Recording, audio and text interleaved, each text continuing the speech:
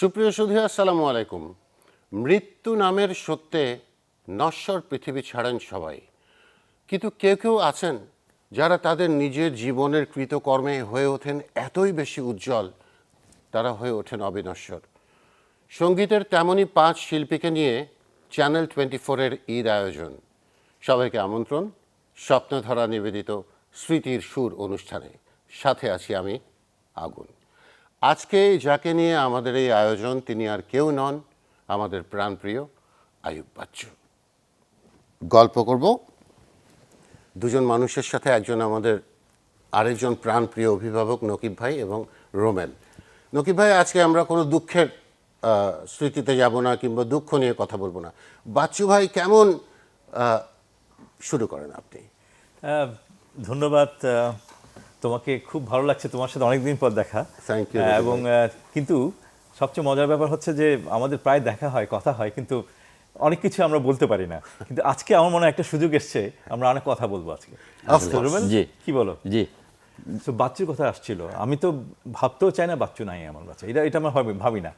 Bachchu always আছে, আমাদের হৃদয়ে আছে, সবার হৃদয়ে আছে, এবং সেটাই আমার ভাবতে চাই, সেটাই চিন্তা করতে চাই।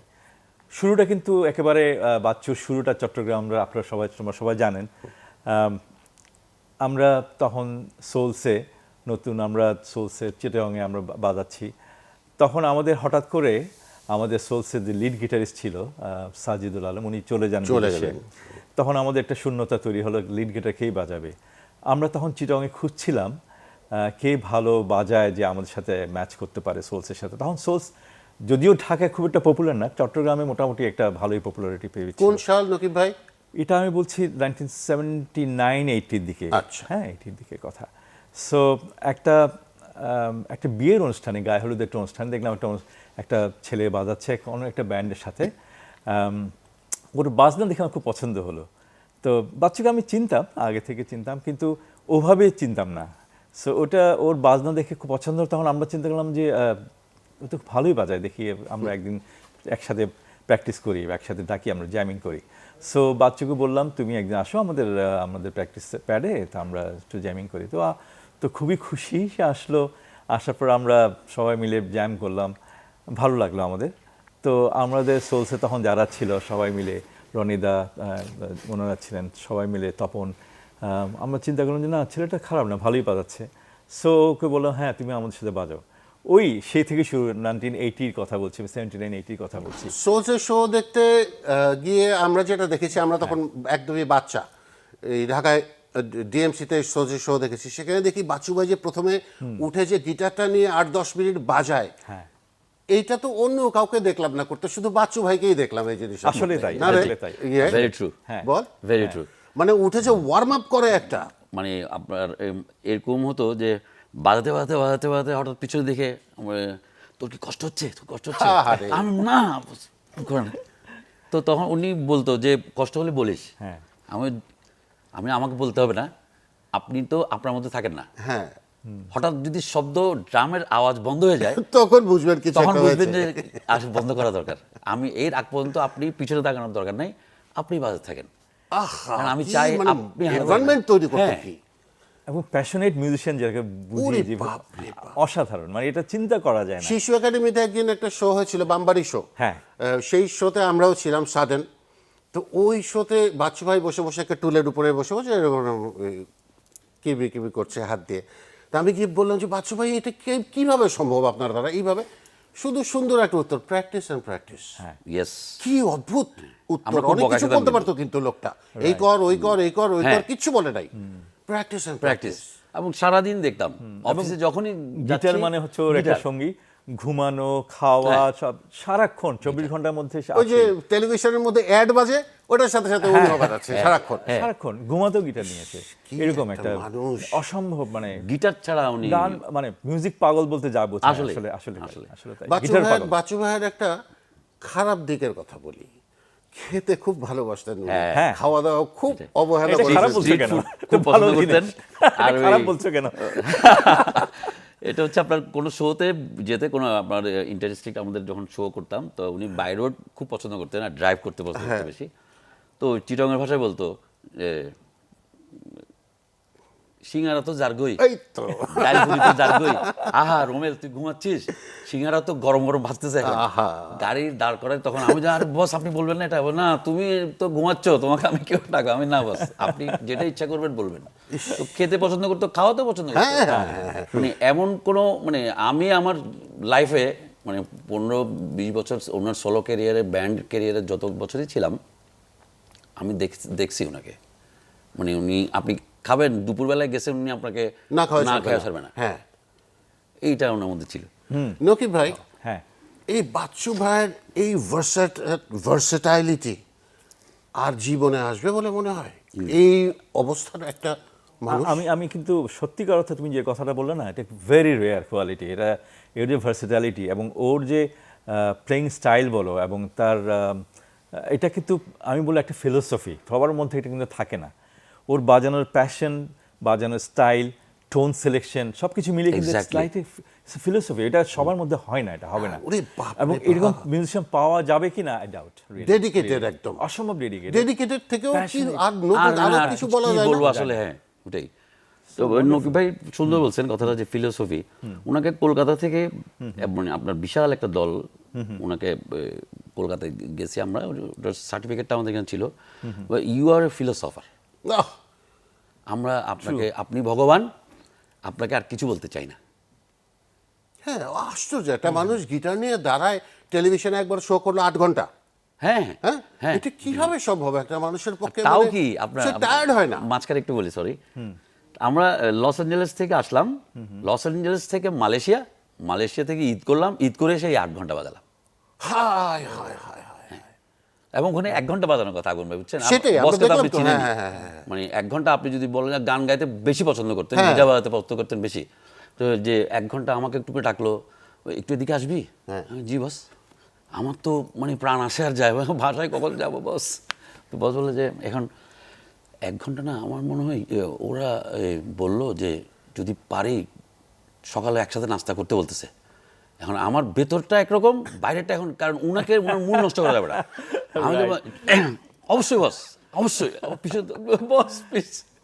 তো করছি আমরা। উনি মানে আসলে উনার উদ্দীপনা দেখলে, মানে উনার এক্সাইটমেন্ট দেখলে কিন্তু কারো টায়ার্ড লাগার কথা না। হ্যাঁ, চল আমরা অনেকক্ষণ একটু গানের মানুষ, গান ছাড়া আছি। হ্যাঁ। আমি একটা গান গাই, সেটা হচ্ছে সঙ্গ দিই। না, আমি আপনাকে এখানে রিকোয়েস্ট বলতো, করব, বলতো। এটা আমি আপনাকে অনেকদিন খুঁজছিলাম যে কখনো যদি বসা হয়, তাহলে আমি আপনাকে এটা রিকোয়েস্ট করব, কোনটা? যে গানটা বস আপনাকে বললো যে না আগুন তোর জন্য গান বানাচ্ছি আমি। আমার স্বপ্নগুলো, হ্যাঁ, আমার স্বপ্ন। এটা আমরা শেষের এটা দিকে করব, এটা আমরা শেষ করবেন? শেষের দিকে আচ্ছা, করি। তাহলে আপনি করেন। এখানে বাচ্চু ভাইয়ের আরেকটা গানের কথা আমি বলি। আমি একটা এই গানটার পরে, এই যে আমার স্বপ্নগুলোর জি। জার্নিটার পরে আবার 2টা গান করাইলাম বাচ্চু ভাইকে দিয়ে। আচ্ছা। বাচ্চু ভাই গান করে দেন, গানগুলো লাগেনি, হিট করে নাই, কিন্তু আই হোপ কোনো না কোনো দিন এগুলি করবে।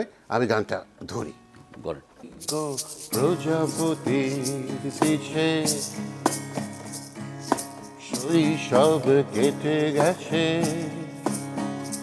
কৈশোরে জীবনটা শাসন বারণ, এক জোড়া নীল চোখে আনমনে চেয়ে থেকে কৈশোরে মনে হলো এই তো জীবন, যখন বৃদ্ধ হব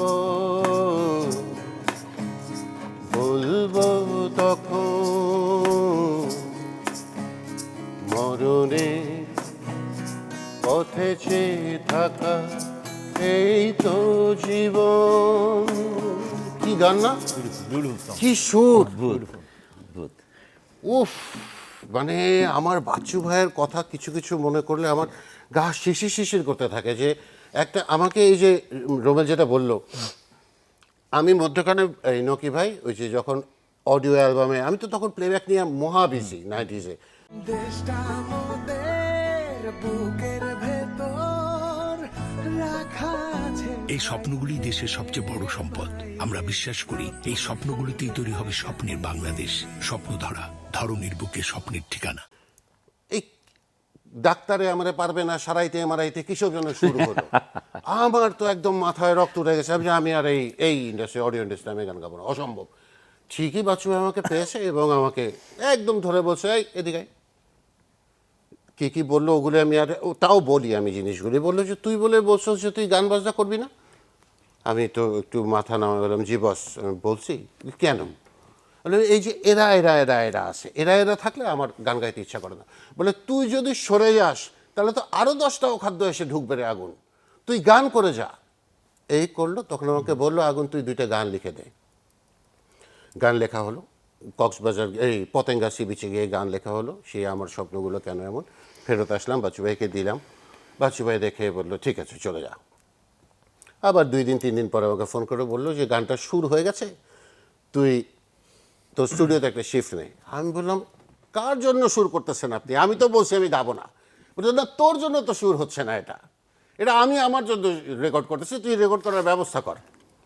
রেকর্ড করার ব্যবস্থা হলো। সেদিন অনেক বৃষ্টি রোমেল।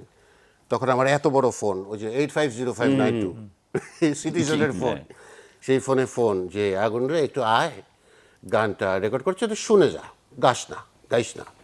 আসলাম, শুনলাম, বাচ্চু ভাইয়ের কম্পোজিশন কি আর যেই সেই হয়? এক্স্যাক্টলি। শুনে মনে হলো যে একটু তো গাওয়া দরকার, লোভ লাগলো। গাইলাম, গানটা রিলিজ হলো রোমেল, বাম্পার ফ্লপ অ্যালবাম। আমি বাচ্চু ভাইকে গিয়ে তখন তো ধরেছি, বাচ্চু ভাই আমি কইছি আপনারা এটা দিয়ে হবে না হবে না। বলে প্লিজ তুই ঠান্ডা থাক। তখন 21-এ টেলিভিশন ছিল টেরেস স্টেডিয়াম, হ্যাঁ। সেইখানে এই রম্য রহিম আমারে বললো যে তোমার ওই গানটা ভিডিও করতে চাই। ভিডিও হলো, সেই ল্যাম্প পোস্টের উপরে আমাকে বসিয়ে দিয়ে সেই গান অন এয়ার গেল দিনে 3বার 4বার। It made a havoc. তারপরে এই গান টেলিকম কোম্পানিগুলিতে ওইটা নাম্বার 1-এ চলে গেল। হ্যাঁ। তখন বাচ্চু ভাই আমাকে বলল যে কি রে কি বলছিলাম আমি, উনি কিন্তু এই বুঝতো, উনি কিন্তু কি অদ্ভুত, দেওয়ালের ওপার কিন্তু হ্যাঁ, দেখতো হ্যাঁ, অনেক মানে উফ। বাচ্চু ভাই বলেন বস, আরো কিছু শুনি বাচ্চু ভাই সম্বন্ধে। না আসলে শুরুর দিকটা তো আমরা একসাথে ছিলাম। সবচেয়ে বড় গুণ ছিল তার রেসপেক্ট, মানুষের প্রতি তার রেসপেক্ট বা ভালোবাসা। এক্স্যাক্টলি।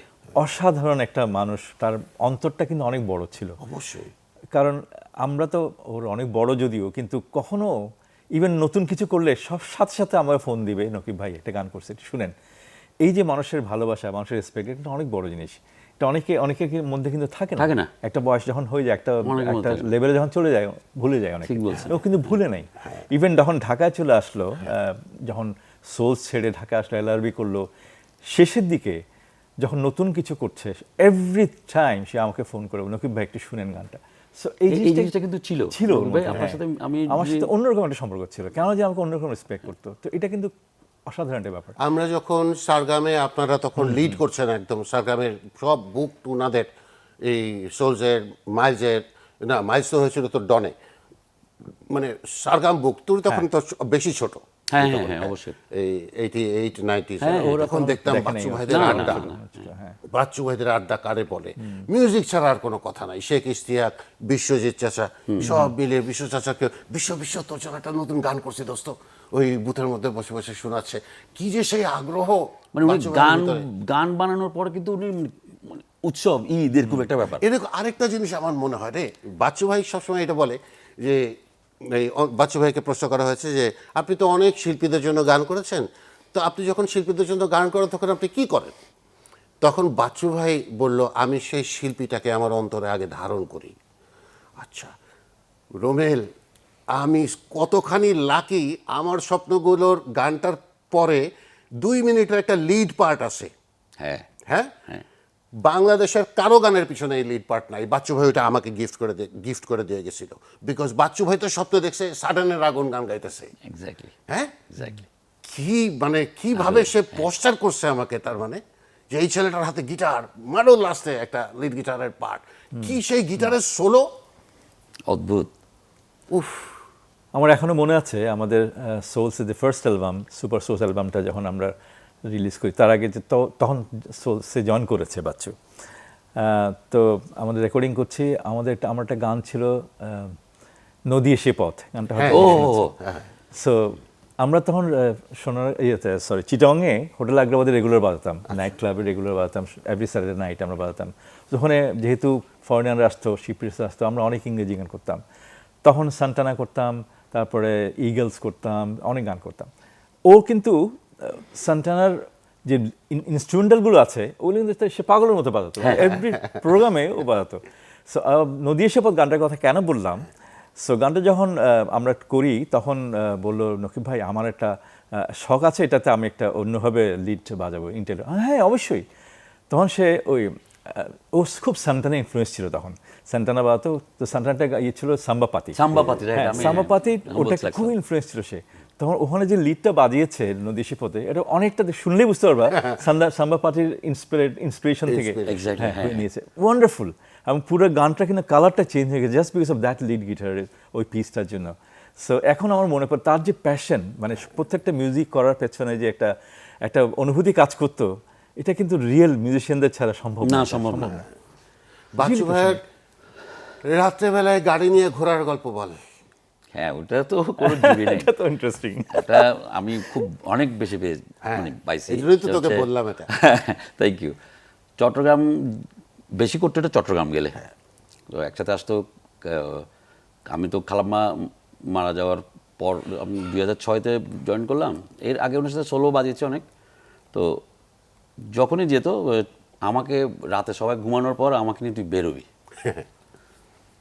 আমরা ওই আপনার তো জানান, আপনি অবশ্যই জানেন ওই যে সার্সেন রোডের ওটা তখন তো পাহাড়ি খুব জঙ্গলি এলাকা ছিল ওখানে। তো উনি যেত আর একটা স্মৃতি বলতো যে সার্সেন রোডে যা, আচ্ছা আমি চালা, আমি বসতেছি, আমি আর তুই আর কেউ না। আমি জি বস চলেন। রাত্রে 2টা 3টা ওই বাসার দিকে প্রথমে আমার 2টা বাসা আমাকে দেখাবি, এনাদ বাজার থেকে ফিরিঙ্গি বাজার, এরপর তোকে বলে দিচ্ছি কি করবি। তোর কাজ হচ্ছে তুই চালাবি খালি। আর আমি তখন বুঝতাম যে উনি হারায় যাচ্ছে, রিলিজ হচ্ছে। জানিস এই সার্সেন রোডের দিক দিয়ে সোলসের প্র্যাকটিস করে আমি একা একা হেঁটে হেঁটে যেতাম। তো গাড়ি নিয়ে ঘোরার ব্যাপারটা আমি দেখছি ওনার মধ্যে। গাড়ি ওনার একটা গিটারের পর গাড়ি। হ্যাঁ নেশা।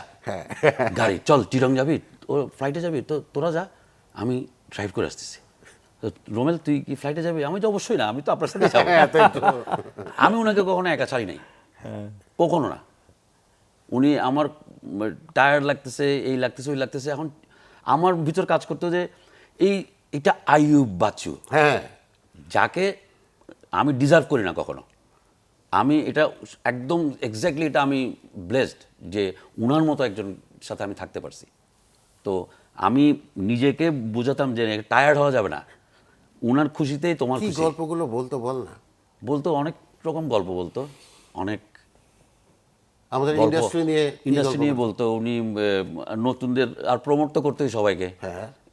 দুঃখের কথা বলতো, না পাওয়ার কথা বলতো, যে অনেকের কথা অনেক কিছু এখানে বলতেও পারবো না, ওকে, এগুলো না বলাই ভালো।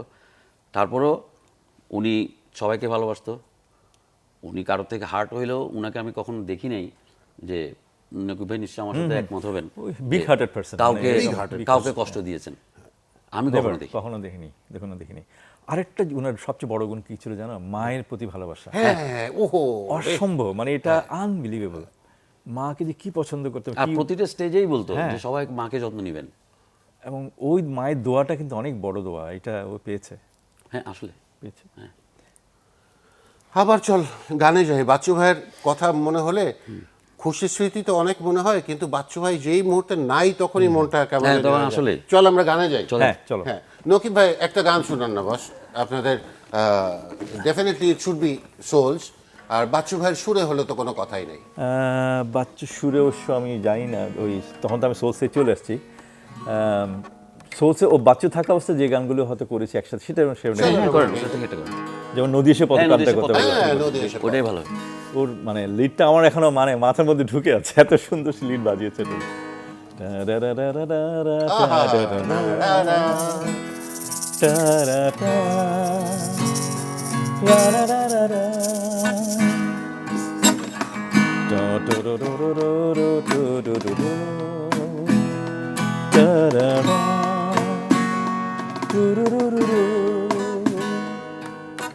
নদী নদী এসে পথ সাগরে মিশে যেতে চায়, এই মিলন মেলাকে রুখে ভালোবাসা এমনি সর্বনাম, ফিরে আসে আর হারায়, নদীর অচেনা বাকি, নদী এসে পথ সাগরে মিশে যেতে চায়, এই মিলন মেলাকে রুখে ভালোবাসা এমনি সর্বনাম, ফিরে আসে আর হারায়, নদীর অচেনা বাকি, নদী এসে পথ সাগরে মিশে যেতে চায়, লা লা লা লা লা, হু হু হু হু হু হু। বিউটিফুল। এই সুরের রেশগুলো Classic, যে classic. কোথায় চলে গেল কিছুই আসলে এটা থেকে যাবে সারা জীবন। সে মানে থাকার মতন জিনিস গত 20 বছর ধরে তো কিছুই পাচ্ছি না নকিব ভাই। কনসার্টের গল্পে যাব, রোমেন, এটাতে তো তুই রাজসাক্ষী অনেক বছরের বাচ্চু ভাইয়ের। কনসার্টের দিন বিফোর কনসার্ট প্রিপারেশন কি করতেন, কনসার্টের পরে কি করতেন, ইন দ্য মিন টাইমে কি করতেন বল।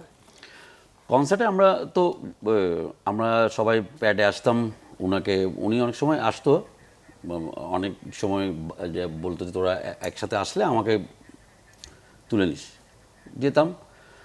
সবচেয়ে আমি যেটা বলবো, আমি যেটা খুব মানে খেয়াল করছি সেটা হচ্ছে উনি কনসার্টে কি বাজাবে, কিভাবে বাজাবে, কি করলে একই গান আরেকটু সুন্দর শোনাবে, আর একটু অন্যরকম শোনাবে। হ্যাঁ, আহা হা হা হা। ওই যে আপনি আপনার কথাই বলি যে ওই এনভায়রনমেন্ট ক্রিয়েট করা। তো সবাই যে যার যার মতো আছে সবাই চুপচাপ এরকম। এখন যেহেতু এটা আমার ভাগ্য বলবো যে উনি আমার সাথে ডিসকাস করতো যে মানে কীভাবে করলে ভালো হয়, তুই বল না। আমি আপনার সামনে তা আমার স্পর্ধা নাই, আপনি আমাকে বলেন আমি কি করব। তখন ওই মুখে মুখে আমি ওনাকে দেখতাম, উনি অনেক সময় বলতেন ওকে ভাই যে মুখে যে গিটারটা বাজাতে পারে, সোলোর এই যে কি বাজাবে, এটা ওই ইমোশনটা ক্রিয়েট করা, ওই টোনটা নিয়ে আসা, ইটস অ্যামেজিং। এবং অদ্ভুত ব্যাপার হচ্ছে ওনার প্লেয়িংগুলি কিন্তু গান। হ্যাঁ, গান। হ্যাঁ, absolutely, মানে ওগুলোকে যদি লালা লালা করা হয় ওগুলো কিন্তু গান হয়ে যাবে। হ্যাঁ, এবং এই যে সিগনেচার আপনার যেগুলি কথা বলে বলি, বিখ্যাত পিস, Recording বিখ্যাত গুলো। পিস তো ওই জন্যই হয় যে মানুষজন মুখে মুখে ওটা বলতে পারে। হ্যাঁ রেকর্ডিং, হ্যাঁ। রেকর্ডিংয়ে বলতে হচ্ছে যেমন আমার অনেক গান প্রায় 50-60টার উপরে বাজানো, এখনো অনেক আনরিলিজ আছে এখনো। ওগুলো করতে হচ্ছে উনি মাসুদ ছিল, মাসুদ ও রেকর্ড করতো সব কিছু, আমি আর উনি বলতো এমনি জ্যাম করে চল, ডিজাইন তো ওনার মাথায় ঘুরছে। হ্যাঁ। তো এই করতে করতে করতে করতে আমি যে বস এটা কি হলো, বলছে কয়টা গান বাজাচ্ছিস তো জানাস? এক্স্যাক্টলি। আমি যে বস ও তাই, এই হচ্ছে। বলছে হ্যাঁ, তুই গান বাজাতে বললে তো ব্যাপারটা হবে না। হ্যাঁ। তো এই হচ্ছে একটু আগে যেটা বললেন যে নকিব ভাই বললেন যে সোল মিউজিশিয়ান। একটা জিনিস মুখস্থ বলা যায়, আমি মুখস্থ করে গান বাজনা করতে পারবো না, Okay. এটা আমার পক্ষে সম্ভব না। এটা কোনো সোল মিউজিশিয়ানের পক্ষেই সম্ভব না। হ্যাঁ, ভিতর থেকে আসবে, ডেলিভারি দিবে, শেষ, প্যাক আপ, হ্যাঁ, প্যাক আপ, এটা হচ্ছে আবার নতুন কিছু। আবার রাইট, তাও ইম্প্রোভাইজেশন। জি জি জি। মানে ও যখন লাইভে বাজায়, স্টেজে বাজায়, প্রত্যেকটা অনুষ্ঠানে কিন্তু মানে he is playing differently. Exactly. হ্যাঁ, এবং এই যে ইম্প্রোভাইজেশন করা, এটা কিন্তু একদম মিউজিশিয়ানের জন্য অনেক বড় একটা Of ব্যাপার। course, of এটা course. সবাই পারে আচ্ছা না। রোমেল, এরকম শুনেছি বাচ্চু ভাই বলে একবার কোন দেশে শো করতে যাওয়ার সময় দুজন ভিসা পেয়েছে আর বাকি কাউকে ভিসা দেয়নি। এটা ছিল হচ্ছে লস অ্যাঞ্জেলেস। আচ্ছা, এটা কি হলো ঘটনা? এটা হচ্ছে আমরা আনন্দবাজার পত্রিকার শো ছিল, তো আমরা সবাই একসাথে গেলাম। তো ওখানে হচ্ছে আপনার বাকি 3 জনকে ওই স্বপন ভাইকে জিজ্ঞেস করলো যে ওনার বড় ভাই ওনাকে ওখান থেকে আপনার মনে স্পন্সর করছিল একেবারে চলে যাওয়ার জন্য, এরকম কিছু একটা। তো উনি ওনাকে জিজ্ঞেস করছে যে একদম ডিফারেন্টলি জিজ্ঞেস করছে, আর কাউকে মানে প্রোগ্রামের বাইরে কথা বাইরে জিজ্ঞেস কেউ করছে, আছে কিনা? তোমার সম্পর্কে মানে তোমার কে কি কেউ স্পন্সর করছে কিনা, তোমার Okay. আমেরিকা কি তোমার কেউ থাকে? বলেন আমার কেউ থাকে না। Okay okay gentleman, mister Ayub Bachchu and mister Golam Rahman, please you to come to New York. আচ্ছা, আর বাকি তিনজনকে দিল না। এরপর আরেক ঘটনা হলো হচ্ছে ওখানে যখন পৌঁছালাম, বোম পুলিশ আসলো, বসকে ছেড়ে দিল, এখন আমি বেচারা তো আটকে গেলাম। আচ্ছা, কেন কেন? ও আমাকে জিজ্ঞেস করতেছে, বস তো খুব নার্ভাস হয়ে গেছে। বস বললো যে ওকে, মানে ইংরেজিতেই বলতেছিল যে ওকে রাখলে তো আমি বোধহয় gentleman you please go, you can get exit. তো আমি তো বললাম এখন আমি কী দিয়ে কী বলবো। আর আমার কাছে লিরিকের ব্যাগগুলো ছিল, যে লিরিকের ব্যাগটার ওজন ছিল প্রায় 10 কেজি। এত গান। Oh my God. এখন নকিব ভাই তো নিশ্চয়ই জানেন, উনি ভার্সেটাইল মিউজিশিয়ান, সিঙ্গার, যাই বলেন। মান্নাদের গানও করতে শুনছি আমি ওনাকে, হেমন্ত মুখোপাধ্যায়ের গানও করতে শুনছি, আর ইংরেজি তো করতে দিন। এগুলো সব মিলে লিরিকের ব্যাগটার ওজন ছিল হচ্ছে 10 কেজি, যেটাকে 2 পার্ট করে আমরা নিতাম। এখন ওখানে যেহেতু আমি আর উনি গেছি, তো এটা আমি বলে যে তুই পুরাটা তো নিতে পারবি না। আমি যে বাস কাপড় কম নিব, গানটা বেশি নিয়ে যাওয়া দরকার, কাপড়টা ইম্পর্টেন্ট না। আমি নিবি? আমি জানি নিব। তো ওই লিরিকটা আমাকে হেল্প করছে। আমাকে পুলিশ বলল যে তুমি তো গ্রুপ ভিসা, তো তোমরা দুইজন কী করবা? তুমি আমাকে ডিপোর্ট করে দাও, ওনার কোনো অসুবিধা হবে না। হি ইজ 100 in 1, উনি একাই 100, উনি পারবে। আমি দেখাবো তোমার হাতে এটা কি? আমি যেগুলো সব গান। তো আমি আমাদেরটা দেখালাম, আমি যে এই হচ্ছে ওর নিজের ক্রিয়েশন, আর বাকিগুলো হচ্ছে বিভিন্ন আর্টিস্টের। তো মানে আর ইউ শিওর তুমি মানে তোমাকে ছাড়া পারবে? তুমি শোতে গিয়ে দেখো পারে কিনা, আমাকে পাঠাই দাও, তুমি অসুবিধা নেই। ওইটার ঘটনা ছিল এরকম। তো আমরা দুজন করছি ওখানে। আচ্ছা, নকিব ভাই, বাচ্চু ভাইয়ের আধ্যাত্মবাদ সম্বন্ধে কিছু জানতেন? উনি কিন্তু বিরাট একজন বিশ্বাসী মানুষ ছিলেন। মানে আপনার সাথে কি এই ধরনের কোনো আলোচনা কখনো হয়েছে ওনার? খুব বেশি হয় নাই, কিন্তু তুমি যেটা বলছো ইটস ট্রু। মাঝে মাঝে খুব মানে আধ্যাত্মিক একটা ব্যাপার ওর মধ্যে চলে আসতো, যে নকিব ভাই আচ্ছা এই গানটা এটা কেমন জেনে অন্যরকম একটা ব্যাপার, একটা খোদা প্রদত্ত ব্যাপার, এই ধরনের কথাবার্তা হতো। যেমন মানে অনেক গানের মধ্যে সে কিন্তু ওই ধরনের কথা আনতো, সে ওই ধরনের ফিলিংস আনতো, যেটা আমি পরে চিন্তা করেছি আসলে এটা তো ঠিক বলেছে, এবং which is very true. So এই জন্য এই জিনিসটা কিন্তু ওর মধ্যে ছিল। রুমেলের এই বিষয়ে অভিজ্ঞতা কি বলতো? তুই তো একদম আষ্টেপৃষ্টের লোক। হ্যাঁ, উনি কিন্তু মারেফত নিয়ে অনেক আলোচনা করেছেন আমার সাথে। আপনি বলেন। আমি বলবো না, এই আলোচনাগুলো একটু আসলে একটু ইন্টারাক্ট করি। জি, সোলসের একটা গান আবার সোলসে ব্যাক, বিকজ আমরা একসাথে তখন করেছি। রসিক আমার না, ফার্স্ট অ্যালবামে একটা রক অ্যান্ড রোল গান ছিল 12 বারের উপর, দরগাহে মোম জেলে কি হবে। হ্যাঁ, দরগাহে মোম জেলে কি হবে। চল আমরা শুনি একটু গানটা, শুনে নেই। এটাতে সে আল্লাহু রাইট, ওই গানটা ওগুলি কিন্তু বাচ্চু করেছে, ওটা কিন্তু ছিল না অরিজিনাল গানের মধ্যে, সে কিন্তু অ্যাড করেছে বিকজ অফ দিস, ওই একটা আধ্যাত্মিকতার একটা ব্যাপার ছিল ওই এর মধ্যে। তো সেটা বলতে নকুল ভাই আমরা এই কাজটা, হ্যাঁ অবশ্যই প্লিজ ডু ইট। চলেন তোমরা। আচ্ছা,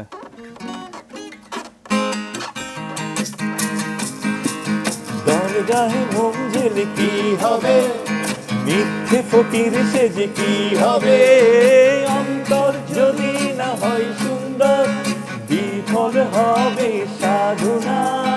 কি হবে, কি হবে, কি হবে, কি হবে, দরগাহে মোম জেলে কি হবে, মিথ্যে ফকির সেজে কি হবে, অন্তর যদি না হয় সুন্দর, বিফল হবে সাধনা। কি হবে, কি হবে, কি হবে, কি হবে, দরগাহে মোম জেলে কি হবে। আরো এরকম আরো বেশ কয়েকটা গান, হাসরের ময়দানে কারো মাফ মিলবে না। হ্যাঁ, এরকম গান ছিল। আর এরকম সোলসের কিছু ছিল, বস রসিক আমার মন বাঁধিয়া পিঞ্জরা বানাইছে। ওগুলি অনেক পরে আসলে, আমরা তখন পাইনি। আমি তো ফার্স্ট অ্যালবামের পরে আমি চলে আসছি তখন। হ্যাঁ, সেটা অবশ্য। আমি বাচ্চু ভাইয়ের মানে বাচ্চু ভাই কিন্তু একজন, তখন বাচ্চু গান গাইতো না তখন। হ্যাঁ আই নো, হ্যাঁ এগুলো তো শুরু করলেন ময়না দিয়ে। হ্যাঁ হ্যাঁ, হ্যাঁ, সেই ময়না এখন অন্য কারো আহারে রেজিস্টার বিল্ডিং এর সামনে বাচ্চু ভাই গাছে, আর আমরা সব পোলাপান দাঁড়ায় দাঁড়ায় দেখতেছি, আরে বাবা রে বাবা, এটা কে? হ্যাঁ, বাচ্চু ভাই। বাচ্চু ভাই, আমি ওই আধ্যাত্মবাদের ব্যাপারটা বারবার ঘুরে ফিরে আমার মাথার মধ্যে আসছে, বিকজ এই স্পিরিচুয়ালিটি নিয়ে সবার সাথে ডিসকাসও করা যায় না এবং এটা সবার সবাই সাথে বুঝবে না তো। বুঝে না সবাই। কি এই বলবে জন্যই আপনাকে? এটা নিয়ে হি না ওয়াজ আ বুঝলে কি স্পিরিচুয়াল দিয়ে কি গাই। বলবে, হ্যাঁ, সেটাই। ওয়াজ আ স্পিরিচুয়াল গাই। খুব true। বাচ্চু ভাইয়ের মা প্রীতি, বাচ্চু ভাইয়ের যে বলে যে উনি চাচি মারা যাওয়ার পরে চিটাগং যাওয়া কমে গেল ওনার। এবং জানেন এই মা গানটাও কিন্তু কোথাও লেখা নেই।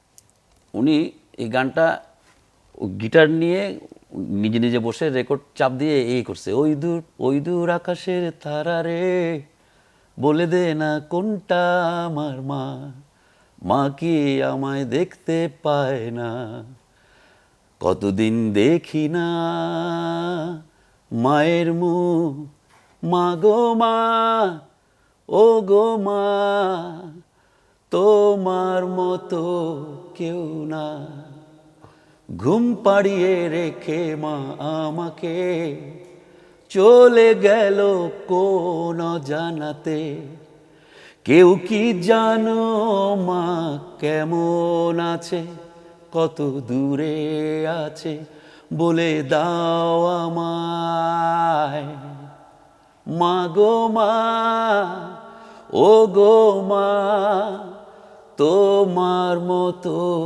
কেউ না। আহা হা হা হা হা। আচ্ছা, অসাধারণ একজন গীতি কবি ছিলেন কিন্তু বাচ্চু ভাই। হ্যাঁ, কেউ জানেও না যে ওনার লেখা যে কত ক্রিয়েশন আমরা আমাদের কান পর্যন্ত আসে। এই ব্যাপারে বল, ওনার লেখালেখি সম্বন্ধে বল। ওই নকিব ভাই বলেন আগে, বাচ্চু ভাইয়ের লেখার গীতি কবি হিসেবে বাচ্চু ভাই। গীতিকবি হিসেবে আমি কিন্তু পাইনি। আমরা যখন সোলসে ছিলাম তখন কিন্তু সে তখন না বস, তখন পরে তো পরে পরে অনেক পরে হয়েছে, অনেকগুলি হ্যাঁ, গান অনেক লিখেছেন। গান তার আসলে অনেক ফেমাস গান, যেমন সেই তুমি। হ্যাঁ। হ্যাঁ, এটা তো ফেরারি মোড়টাও তো ফেরারি ফেরারি মোড় মোড় লেখা। তারপর অনেক অনেক গান আসলে, মানে এটা জমের আরো আছে ভালো অনেক, করবে। হ্যাঁ, আরো অনেক গান আছে। 21 পদক চলে গেল এবার বাচ্চু ভাইয়ের কাছে। Thank god, beautiful. আসলে। আমি কিন্তু একটা জিনিস বলি রোমেল, জানিস বস, আমি ডিফার করতে পারি, মানে আপনারা আমার সাথে ডিফার করতে পারেন। মৃত্যুর পরে হলেও কিন্তু এই জিনিসটা অনারেবল একটা জিনিস, course, আমি অবশ্যই, বিশ্বাস করি। হ্যাঁ হ্যাঁ, অবশ্যই। মৃত্যু পর্যন্ত কাজ করি, তারপরে মরে যাই, তারপরে দেখি না মানুষ আমাকে জাজ করে কিভাবে, অন্য ভুবন থেকেও তো হয়তো দেখতে পারি আমি। এটা নিয়ে আমি, এবং উনি তো ডিজার্ভ করে একদম। ওয়ারফেজার ওনাকে যে দেওয়া হলো অবশ্যই, আমাদের ব্যান্ড লাইনে, এটা তো একটা নতুন আলোক হ্যাঁ। মানে প্রজ্বলিত হলো ভালো কিন্তু। হয়েছে এটা যে স্টার্ট হয়েছে। সেটাই সেটাই 21 পদকের মতো একটা জিনিস আমাদের ব্যান্ড ইন্ডাস্ট্রি পাওয়া শুরু করেছে। আরও ক্যাটাগরি বাড়বে, সমালোচনায় আমরা না যাই। আর কি জানতে পারি আমরা বাচ্চু ভাই সম্বন্ধে? বাচ্চু ভাই কিন্তু শুটকি খেতে খুব পছন্দ করতেন, প্রচন্ড ঝাল আছে। দিয়ে শুটকি, এবং টেবিলের মধ্যে 2 লোকমা শুটকি খাওয়ার পর আমি তাকে দেখেছি এইসব জায়গা দিয়ে ঘাম ভরা। আর এত সাদামাটা ছিল মানুষটা, মানে কোনো চাওয়া পাওয়া নাই, ভাত কিছু নাই।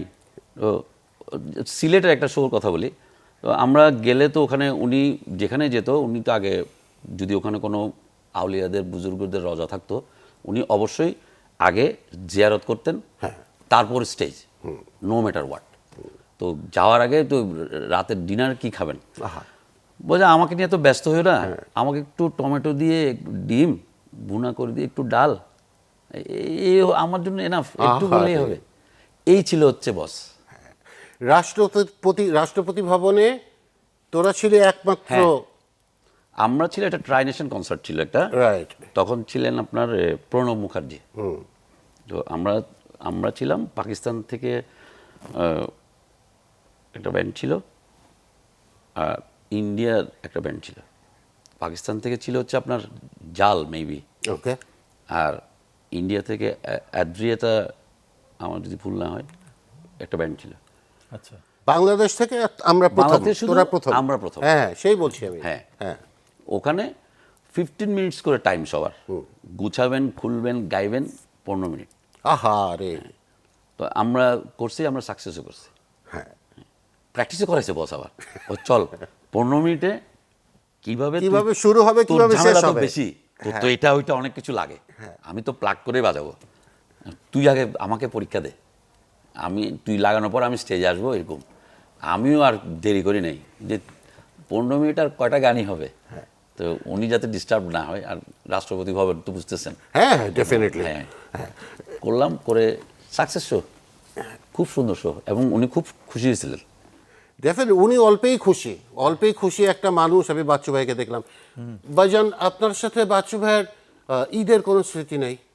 ঈদের স্মৃতি অনেক। চট্টগ্রামে তো বলো না, আমরা শুনি। ঈদ মানে তো বুঝো যে আমরা সবসময় ফ্যামিলি লেভেলে মিলতাম, একসাথে হতাম, আমরা অনেক আড্ডা, অনেক গান হতো, গান বাজনা হতো। ঈদের সময় চিটাগাংয়ে কিন্তু অন্যরকম একটা ব্যাপার হয়, বিশেষ করে চান রাতে খুবই খুবই অন্য একটা- পাড়ায় পাড়ায় মহল্লায় মহল্লায় আপনার আলপনা আলপনা, করবে, সারা রাত জাগবে। এটা অন্যরকম স্মৃতি, অন্যরকম, হ্যাঁ। স্মৃতি। এবং বাচ্চু আমরা তো একসাথে একই ব্যান্ডে ছিলাম, কাজে তখনকার শুরুর দিকটা ইট ওয়াজ টোটালি ডিফারেন্ট, মানে টোটালি ডিফারেন্ট। বাম্বা নিয়ে বাচ্চু ভাইয়ের দৃষ্টিভঙ্গি বলেন। বাম্বাকে কিভাবে আরো বেটার করা যায়, কিভাবে কি প্রবলেম হচ্ছে না হচ্ছে, এগুলো নিয়ে বাচ্চু ভাই প্রচন্ড টেনশন করতেন। যদিও আপনাদের থেকে শুনি ও অলওয়েজ পজিটিভ ছিল, মানে বাম্বার সম্পর্কে অলওয়েজ পজিটিভ ছিল। সে খুবই কম্প্রোমাইজিং হোক হোক, সবসময় চাইতো যে এই এটাকে, Band music-টা। এই ব্যান্ড মিউজিকটাকে কীভাবে আরও বেটার করা যায়, কীভাবে বাংলাদেশে বলো, ইন্টারন্যাশনালি বলেন। So Bamba is one of the platform যেখান থেকে হয়তো আমরা অনেক কিছু করতে পারি। সে অলওয়েজ কিন্তু আমাদের সাথে যখন মিটিং হতো অনেক ভোকাল ছিল এবং অনেক কথা বল, যেটা খুবই দরকার ছিল। এবং ওর সবচেয়ে বড় ক্রেডিট দিব ওকে, সবচেয়ে বড় থ্যাঙ্কফুল আমরা ওদের কাছে, যে চ্যানেল আইতে একটা করে হ্যাঁ, yes, yes, বছরে একদিনের ব্যান্ড ফেস্ট করে, সেটাও কিন্তু ওনার ক্রিয়েশন, হ্যাঁ, এটা ব্রেন চাইল্ড বলতে হয়। আমি মাঝখানে একটু নকিব ভাই এটা করে বলি, যেটা কিভাবে হলো। উনার জন্মদিনের দিন আমরা তারকা কথন চ্যানেলাইতে আমরা গেলাম। তো ফরিদুর রেজা সাগর স্যার, উনি আবার বসকে খুব আদর করতেন, বস ওনাকে গার্ডিয়ান মানতেন। তো তারকা কথনে গেলাম, আমি ক্যামেরার বাইরে বসা। তো বস ঢোকার সময় বলল, ওনাকে বললো আপনাকে স্যার আজকে একটা গিফট করবে, আপনি যেটাই চান। উনি তো হেভি খুশি, বললো কি চাওয়া যায়? আমি বলছি বস কি চাইবেন, আপনি তো চ্যানেলাই তো আপনার। ওনাকে বলতো সাগর ভাই যে চ্যানেলাই হচ্ছে, তুমি চ্যানেলের মালিক, চ্যানেলাই তোমার। তো বললো যে বলার পর কি চাওয়া যায়? আমি বলছি বস ভালো তো, যেটা চাইবো চল ব্যান্ডের জন্য একটা দিন চাই। কি মানুষটা না, নিজের জন্য কিছু চাইলো না। আমি কি চাইবো? আমি বস আপনাকে তো বলছেনই যে আপনি চাইলে যেটাই। সাগর স্যার আসলেন, এসে জিজ্ঞেস করলো যে বলো তোমার কি লাগবে, আজকে তোমাকে আমি কিছু দিব, তুমি যেটাই বলো। বলে আমার কিচ্ছু লাগবে না সাগর ভাই, আপনি তো আমার অভিভাবকের মতো। আপনি আর বস বলতো শুধু উনাকেই, সাগর ভাইকে উনি বস সম্বোধন করতেন। তো বলে যে আমাকে আপনি ব্যান্ডের জন্য একটা দিন দেন। বস যাও দিলাম, বজে, এবং এটা চ্যানেলের প্রাঙ্গণে হবে, যেটা এখন বাম্বা করতেছে, ভালোই করতেছে ওরা। এই দিনটা উনি চেয়ে নিয়েছিল, যেটা এখন চলমান। হ্যাঁ, অবশ্যই। তারপরে ডিরক্সটার তো ওনারই করা। হ্যাঁ, ডিরক্সটা তো প্রথম আওয়াজ পাঠাও ছিল, হ্যাঁ, তাই না? আগুন এরপরে হচ্ছে গ্রামীণ এসে এটাকে ইয়ে করলো, ডি জুস। আচ্ছা নকি ভাই, বাচ্চু ভাই যদি এখন বেঁচে থাকতেন, এই সিনারিও উনি কিভাবে দেখতেন? সুস্থ থাকতে পারতেন? ওনার খুব কষ্ট হতো আমার মনে হয়, কারণ বাচ্চু যেরকম ওর যে টেম্পারামেন্ট বা ওর যে ফিলিংসটা আমি কিন্তু বুঝতাম, এবং আমার সাথে অনেক কিছু শেয়ার করতো সে। সো মিউজিকের যে চেঞ্জ ওভার, এটা হবে পৃথিবীতে, এটা চেঞ্জ ওভার হবে এটা। কারণ তারপরও কিছু ব্যাপার আছে, মাঝে মাঝে ও কষ্ট পেত, খুব কষ্ট পেত। মাঝখানে আমি যে আমাকে শেয়ার করতো রাত্রে 12টা 1টা দিয়ে ফোন, কি ভাই কি হচ্ছে এইসব, কিছু একটা করি, ওই জিনিসটা ওর মধ্যে ছিল যে we have to do something. So এই জিনিসটা মাঝে মাঝে ভাবিয়ে তুলতো আমাদেরকে। আমরা একসাথে বসতাম, অনেক আড্ডা, অনেক কিছু কথা বলতাম আমরা। হাসতে দেখো, গাইতে দেখো, অনেক কথায় মুখর আমায় দেখো, দেখো না কেউ হাসি শেষে নীরবতা। হাসতে দেখো, গাইতে দেখো, অনেক কথায় মুখর আমায় দেখো, দেখো না কেউ হাসি শেষে নীরবতা। বোঝে না কেউ তো চিনল না, বোঝে না আমার কি ব্যথা, চেনার মতো কেউ ছিল না, এই আমাকে বোঝে না কেউ তো চিনল না, খোঁজে না আমার কি ব্যথা, চেনার মতো কেউ চিনল না, এই আমাকে।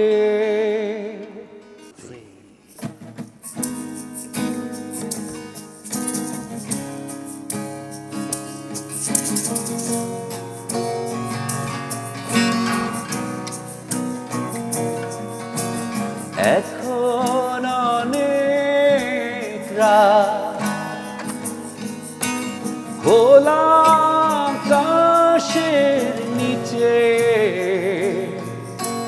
জীবনের অনেক আয়োজন আমায় ডেকেছে,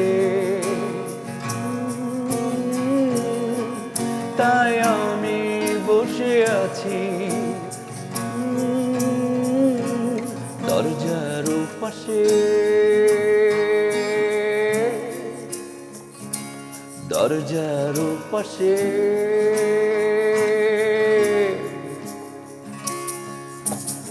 এখন অনেক রাত, খোলা আকাশের নিচে, জীবনের অনেক আয়োজন আমায় ডেকেছে, তাই আমি বসে আছি দরজার পাশে, দরজার পাশে।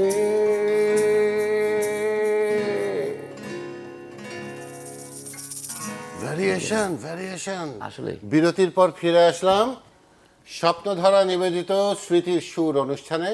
সাথে থাকবার জন্য ধন্যবাদ। বাচ্চু ভাইয়ের কী নিয়ে আলোচনা করব, যেহেতু আজকে আমরা কোনো কষ্টের ব্যাপারে সেপারে যাচ্ছি না, আমার কিন্তু ঘুরে ফিরে বারবার ওই বাচ্চু ভাইয়ের সাথে আমার এই সুযোগ হয়েছে যে রাস্তার খাওয়ার।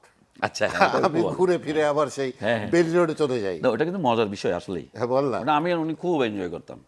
মানে এই যে ঘুম দেয়, হায় হায় তুই ঘুমাচ্ছিস, গরম গরম সিঙ্গারা চলে গেল, এই ডালপুরি চলে গেল, একটু ঢাম আন, একটু পেঁয়াজ আনিস।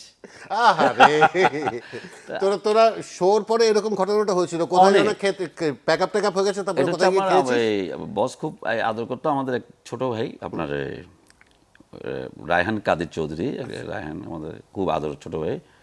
তো আমরা আমাদের চুয়েটে মেবি শো ছিল, যদি আমার ভুল না হয়। তো ওখান থেকে আসার সময় বেশি রাত হয়ে গেছে। হ্যাঁ, তো ওই রায়হানের আম্মা আমার বসকে খুব আদর করতেন।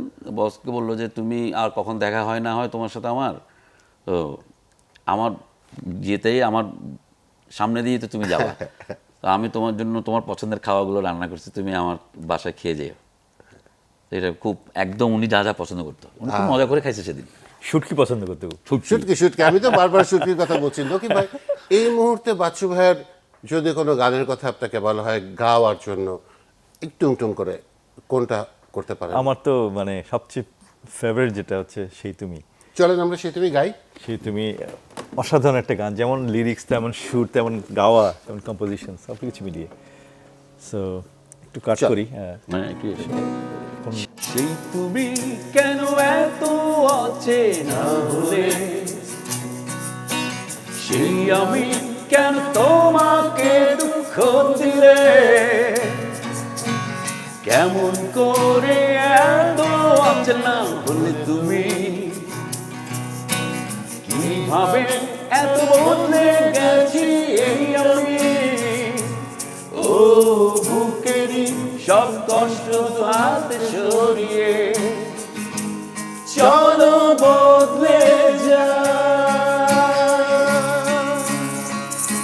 তুমি কেন বোঝো না তোমাকে ছাড়া আমি অসহায়, আমার সবটুকু ভালোবাসা তোমায় ঘিরে, আমার অপরাধ ছিল যতটুকু তোমার কাছে, তুমি ক্ষমা করে দিও আমায়। করের ভেরিয়েশনগুলো দেখছো এত হ্যাঁ। সুন্দর, বিউটিফুল চেঞ্জিং। এটা কিন্তু খুব মানে আমি বলবো যে মাস্টারি ছাড়া সম্ভব না। আচ্ছা, বাচ্চু ভাইকে কোনোদিন আমি উত্তেজিত হইতে দেখি নাই রে। তুই নিশ্চয়ই দেখেছিস। হ্যাঁ, মানে আমি- এমন কিছু কি তার জীবনে হয় নাই যেটা মাথায় রক্ত উঠে গেছে বাচ্চু ভাইয়ের, এরকম কিছু, এ ধরনের কিছু হয়েছে কনসার্ট কেন্দ্রিক কি? মানে এগুলো আপনার এখানে না বললেই ভালো। আচ্ছা, তাহলে আমরা আজকে এই চ্যাপ্টার এড়িয়ে যাই। নকিব ভাই, হ্যাপি ভাই, বাচ্চু ভাই, ইনাদের রিলেশনটা একটু বলেন না। খুব ভালো একটা কথা বলেছো তুমি। হ্যাপি আমাদের খুবই ক্লোজ ফ্রেন্ড ছিল এক সময়। আমি হ্যাপি খুব পছন্দ করতাম, একসাথে আমরা গান বাজনা করতাম। আমি যখন প্রথম ঢাকায় আসি 1983 সালের কথা বলছি, তখন হ্যাপি আমরা একসাথে প্র্যাকটিস করতাম, কিন্তু তখন আমরা সোলস ছেড়ে দিয়ে আসি ঢাকায়, আমি পিলু এবং তখন বাচ্চু তখন সোলসে ছিল। যে বাচ্চু যখন ঢাকায় আসতো ব্লু নাইলে হোটেলে, ব্লু নাইলের কথা প্রায় বলে থাকি, কারণ Elephant ওখানেই Road-এ। আমাদের আড্ডাটা হ্যাঁ, Elephant হ্যাঁ, Road-এ। Blue Nile-এর কথা শুনছি আড্ডাটা হতো, অনেক। ওখানে আবার হ্যাপি আসতো, তো আমরা সবাই মিলে গান বাজনা করতাম, জ্যামিং করতাম। এই সাত মসজিদ রোডে তখন কিন্তু এত ইয়ে ছিল না, তখন কিন্তু নদী ছিল, ওখানে খাল। পানি ছিল, খাল ছিল, হ্যাঁ। না, খাল না, নদী ছিল, নদী, বুড়িগঙ্গা নদীর তখন আমরা করতাম নৌকা নিয়ে ওখানে চলতাম, গিটার নিয়ে নৌকা নিয়ে, আমি হ্যাপি, বাচ্চু সাথে থাকতো, পিলু থাকতো, আমরা ওইখানে গিয়ে গিটার নিয়ে গান করতাম নৌকায় নৌকায় ঘুরে ঘুরে সাত মসজিদের পাশে। অনেক অনেক তখন তো বুড়িগঙ্গা নদীতে বোধ ওদিক দিয়ে যেত, তখন তো এত কিছু হয়নি। তখন এই যে আমাদের বন্ধুত্বর ব্যাপারটা, যে আমরা বন্ধুত্ব মানে কি গান করা, সো তখনই হ্যাপি আসতো। হ্যাপি তো আরেক পাগল, গান পাগল মানুষ, অসাধারণ তার প্রতিভা, অসাধারণ বাচ্চু ভাইয়ের সাথে হ্যাপি ভাই ট্যাগিং, ট্যাগিংটা ওই যে আমরা তখন ঢাকা আসলেই, কোনো কনসার্ট আসতো বা কোনো কিছু আসলেই, তখন হ্যাপি যোগাযোগ করতাম আমাদের সাথে, তখন আমরা একসাথে বসে জ্যামিং করতাম বা আড্ডা What a দিতাম। time.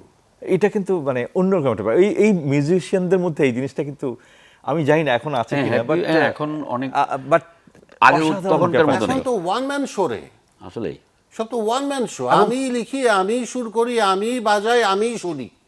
হ্যাঁ, এবং আমাদের যখন স্টুডিও রেকর্ডিং করতে সবাই কিন্তু আসতো একসাথে, হ্যাঁ, আসতো দেখতো, একটা এই করতো। উৎসব মুখর ব্যাপার ছিল ঈদের কিন্তু। মতো। আমরা আমাদের রেকর্ডিংও দেখছি। তোদের রেকর্ডিং কিংবা আমাদের প্লেব্যাক তো তখন আরো উপরে।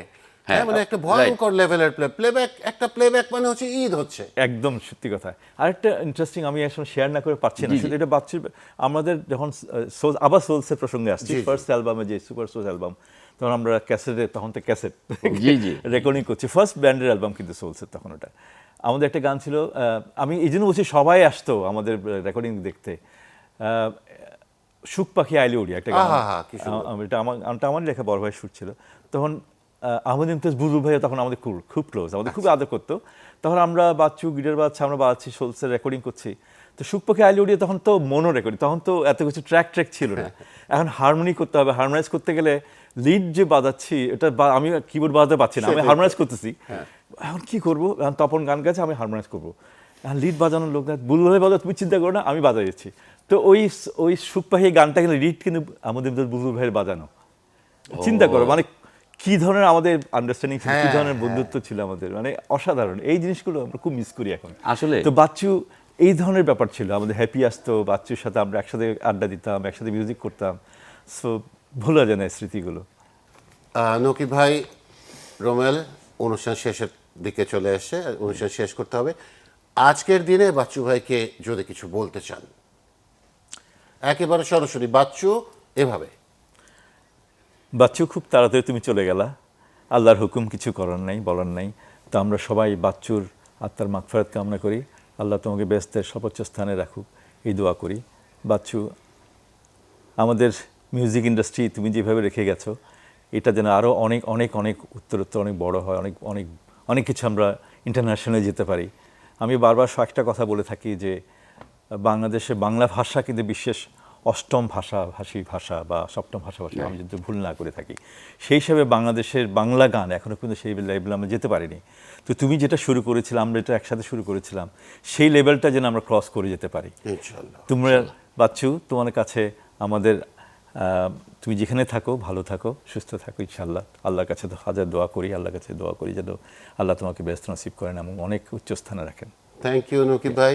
রোমেন, এমন কিছু আছে যেটা বাচ্চু ভাইকে বলতে চেয়েছিস, বলতে পারিসনি, এখন বলতে চাস? আমার মনে হয় ওরকম তোর তেমন কিছু নাই, সবই বলে দিয়েছিস। আমি সবই, আমার সাথে ওনার সাথে অ্যাটাচমেন্টটা এমন ছিল, উনি আমাকে বলেননি, আমি ওনাকে বলিনি, বুঝে নিয়েছিস। বুঝে নিয়েছে, বলেছিও। এমন কোনো কথা মানে খুঁজে পাওয়া যাবে না যেটা উনি আমাকে বলেন, আমি ওনাকে বলিনি। তো আমি কখনো চিন্তা করতে চাই না যে বস নাই, আমরা কেউই চিন্তা করতে চাই না। তো উনি, আমি খুব প্রাউড ফিল করি যে, এবং আল্লাহর রহমত হিসাবে দেখি, বিশ্বাস করি যে উনার মতো মানুষ ভাগ্যে সবার জুটে না, আমার জুটছিল। তো উনি নিশ্চয়ই, আমার বিশ্বাস যে উনি জান্নাতের সম্মানিত স্থানে আছেন, এবং যতদিন বাংলাদেশের মানুষ থাকবে, পৃথিবী থাকবে, কালচার থাকবে আমাদের, থাকবে, ততদিন একজন আইয়ুব বাচ্চু সবার মধ্যে বসবাস করবে। আপনি আইয়ুব বাচ্চু, আপনি আইয়ুব বাচ্চু, আমি আইয়ুব বাচ্চু, যতদিন পৃথিবী থাকবে Yes. একজন আইয়ুব বাচ্চু। হয়তো উনি সশরীরে আসবেন না, কিন্তু থেকে যাবেন সারা জীবন। ইনশাআল্লাহ। রোমেল আর নকিব ভাই, thank Thank you you. For Thank you so joining much. Us. Thank you Abin ভাই। অনুষ্ঠান শেষ করছি। সুপ্রিয় সুধী, স্বপ্নধারা নিবেদিত স্মৃতির সুর অনুষ্ঠানের শেষ প্রান্তে চলে এসেছি আমরা। আজকে যাকে নিয়ে অনুষ্ঠান, সবাই তাকে অন্তরের অন্তঃস্থল থেকে ভালোবাসেন, আমি তা জানি। ভালোবাসাটা আরও বাড়ুক এই আশায় বিদায় নিচ্ছি। শেষ গান।